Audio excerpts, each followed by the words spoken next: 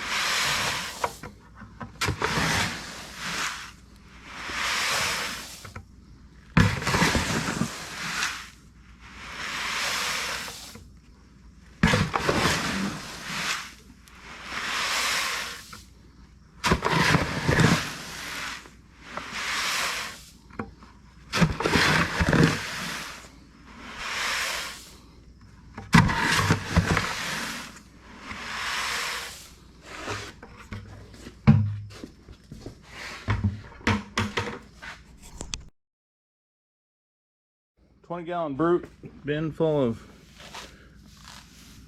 feed for the hens. Throw the lid on and we are done. Thanks for watching. Hope you enjoyed a little video about how we make our food for our chickens, turkeys. We don't grind the feed for the pigs yet. We're just buying that in 50-pound bags, but maybe sometime. But that's our process. Thanks for watching. Stay tuned for another video coming soon.